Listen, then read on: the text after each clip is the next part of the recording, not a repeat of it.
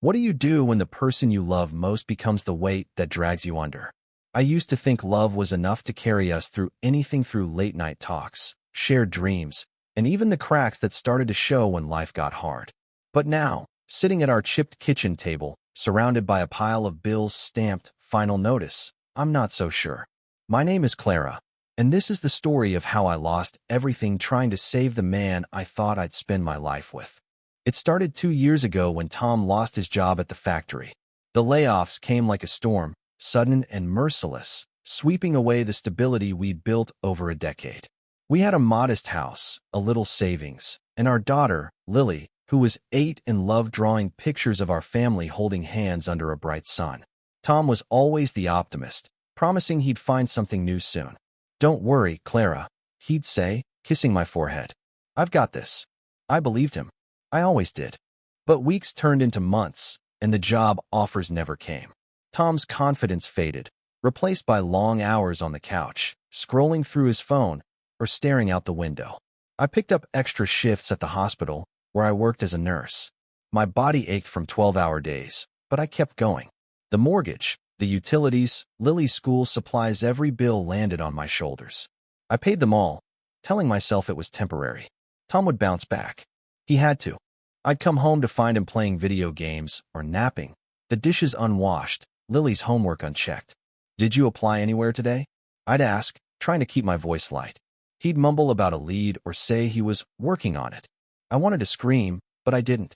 Instead, I'd cook dinner, help Lily with her math, and collapse into bed, only to do it all again the next day. Love, I told myself, meant carrying the load when your partner couldn't. But love wasn't supposed to feel like drowning. The first crack came when I missed a mortgage payment. I'd been juggling too many bills, and the hospital cut my overtime hours. I sat Tom down, my hands trembling. "We're behind," I said. "I need you to step up. Anything, a part-time job, freelance work, something." He nodded, his eyes distant, promising he'd try harder. But nothing changed. I sold my grandmother's necklace, the one she'd worn at her wedding, to cover the payment. It felt like selling a piece of my heart, but I told myself it was for us, for our family. Months blurred into a cycle of exhaustion and desperation. I took out loans, maxed out credit cards, and skipped meals to stretch our budget. Lily started noticing. "Why don't we go to the movies anymore, Mom?" she'd ask, her big eyes searching mine. I'd smile and say, "Soon, sweetheart." But the truth was, I didn't know if soon would ever come. Tom, meanwhile, seemed oblivious. He'd talk about starting a business or moving to a new city, as if our reality wasn't crumbling. His denial was a wall I couldn't break through. The breaking point came last month. The bank sent a foreclosure notice.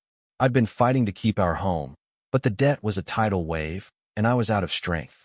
I stood in the kitchen, bills scattered across the table, and sobbed. Tom walked in, saw me, and asked, "What's for dinner?" That was the moment I realized he didn't see me, didn't see us. I'd been carrying him, our daughter, our life, and he was still clueless, lost in a world where everything would magically fix itself. I filed for divorce the next week. It wasn't about anger, it was about survival. I moved with Lily to a small apartment, leaving behind the house we'd filled with memories. I lost the savings, the stability, the dreams I'd woven with Tom. But in that loss, I found something else: clarity. I couldn't save him, but I could save myself and Lily. I started teaching her to draw again, and we laughed over her sketches, finding joy in small moments. Tom calls sometimes, still talking about big plans.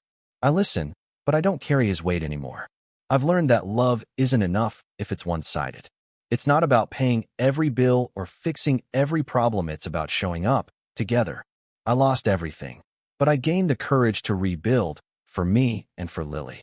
And maybe, just maybe, that's enough.